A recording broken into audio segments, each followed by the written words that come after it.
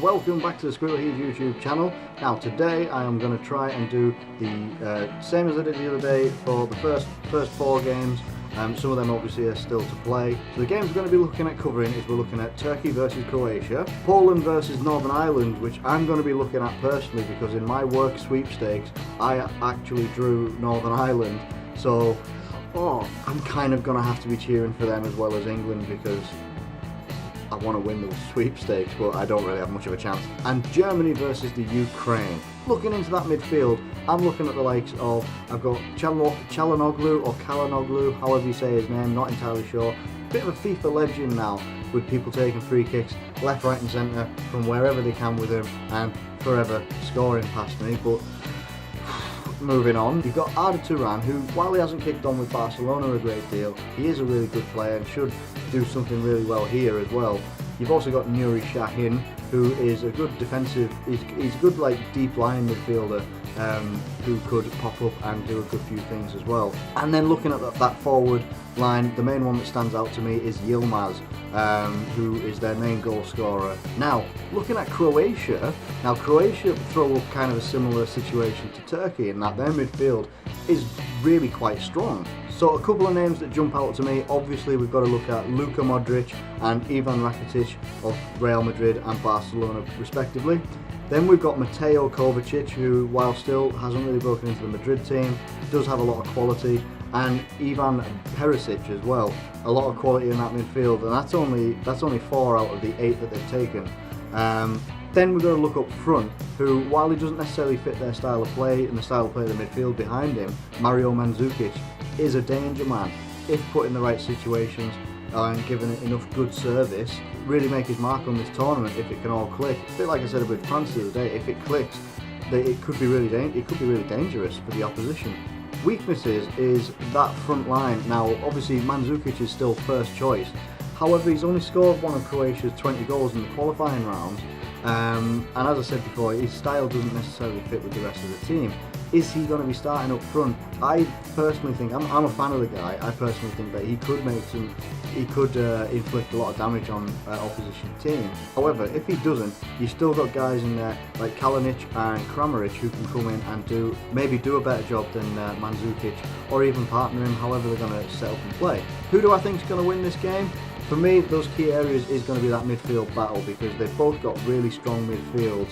That could be maybe where I would be leaning towards Croatia, and I think that is the way that I'm going to go on this one. But I don't think it's going to be I don't think it's going to light the world on fire. I'm going to go for a 1-0 to Croatia. The next game we're looking at is Poland versus Northern Ireland.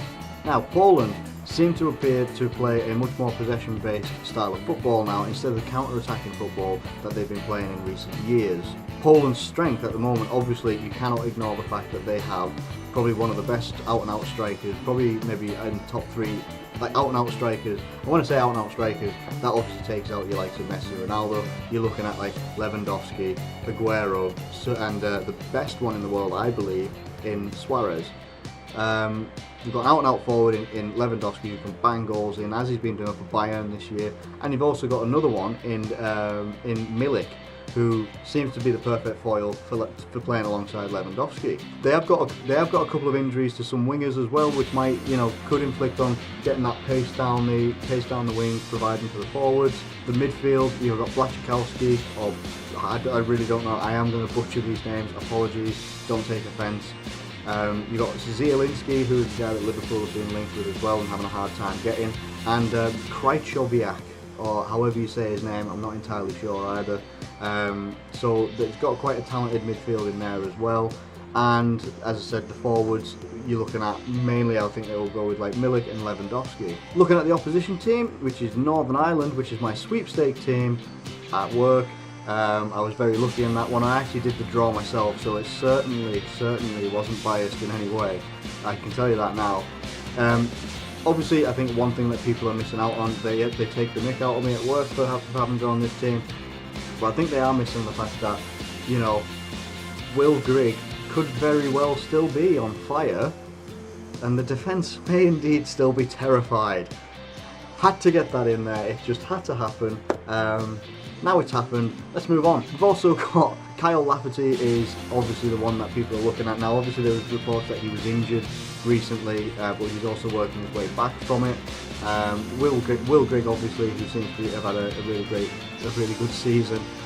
One thing I'm noticing about the Northern Ireland team is the fact that they've taken a hell of a lot of defenders, which must say a lot about their options in the midfield area, with the likes of Stephen Davis and Paddy McNair going along with the team. Looking at the defence, you're looking at Johnny Evans, who's probably one of the most experienced that they've got in there. Rest of the people in that name, I don't really know. Unfortunately, I don't really know any of the goalkeepers either. It's not looking too good for me on the knowledge side of this one, having drawn this team in my sweepstake. So let's have a look at some strengths. One of the strengths that you're going to have to look for is the fact that that 5-man midfield that they tend to play with is very difficult for the opposition to break down. I think aside from that, they are just going to have to work a lot harder than the opposition, because the opposition that they come up against is going to have a bit more talent, a bit more flair about them than Northern Ireland will have. Northern Ireland will basically be playing with pure hard work and determination. That's got them quite far already, but there's also, we've got to look at the weaknesses. There's a lack of depth. As I said before, they've taken a hell of a lot of defenders. I think in total they took like 10 defenders and they've only took 6 midfielders. Is that down to injuries? Maybe so. I think obviously losing Chris Brunt as well to injury isn't very. It is going to impact on Northern Ireland quite badly. However, I'm gonna have to be honest in this one. I can't. Yes, this is my sweepstake team, and I will be very, very surprised if they can come out with even a draw, but I am going to have to go for a solid 2-0 win to Poland. And the final game that I'm looking at today is going to be Germany versus Ukraine. Now, first we come to Germany. What do I need to say about this Germany team?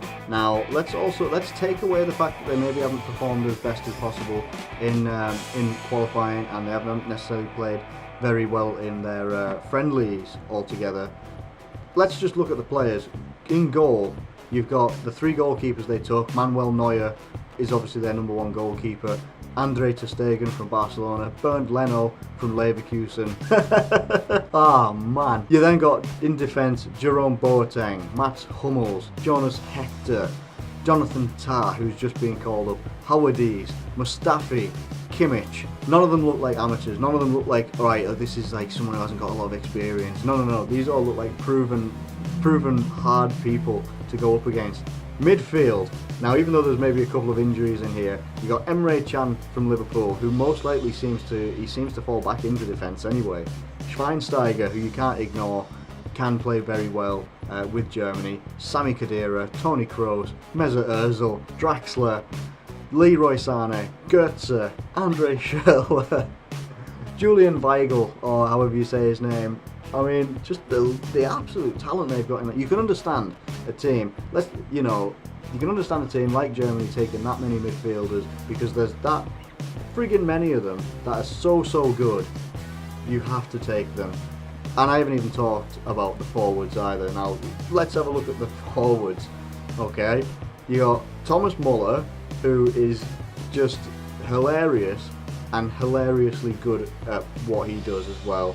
Lucas Podolski, who, while he doesn't always perform at club level, somehow makes it into the team, and he always does well in the national side. Always does well, always contributes. And Mario Gomez as well. There's no real part on paper where Germany look weak. The problem is that matches aren't won on paper, they're won on grass. Some people are saying that a weakness of Germany is that the midfield have got a few injuries. Schweinsteiger is obviously quite injury prone. He's coming back, played I think 25 minutes the other night and looked quite good. Gundogan, who's out till September, maybe August, I think it got brought forward. You can't say that they've got a weak midfield at all. Every one of them is experienced at international level, at some level I believe. I might be wrong on that one, but they're still strong at club level as well, very, very strong. You cannot write any of that team off.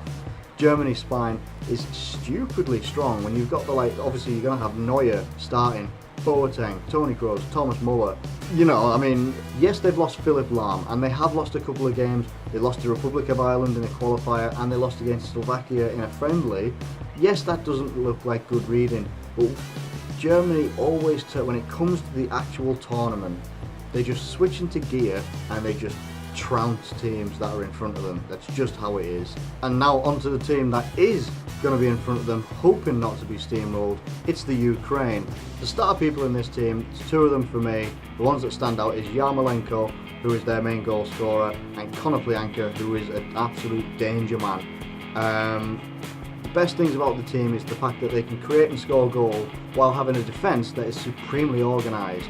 And they can even contribute with the odd goal from set pieces, which is really, really key, obviously in tournament football, because you're going to get opportunities all over the pitch as long as you work for them. The main weakness that they have is that there seems to be quite a lack of options up front behind the first choice striker. The first choice striker seems to be Roman Zozulia. I hope I'm saying that name right. And then obviously you've got Yarmolenko as well. You've got Konoplyanka that are good providers, but that's where they're going to lack. And I think, especially when you look at, I mean, I've got to say it, when you're coming up against Germany, I'm just going to get straight to the point. I think Germany are going to win 3-0. Those are my predictions for the games ahead on Sunday. 2 o'clock, you got Turkey versus Croatia. 5 o'clock, you got Poland versus Northern Ireland. 8 o'clock, you've got Germany versus Ukraine. Fantastic. And it's going to be a great day, some great teams involved, a load of great players, really quite a good lot of action as well. Can't wait for it to happen.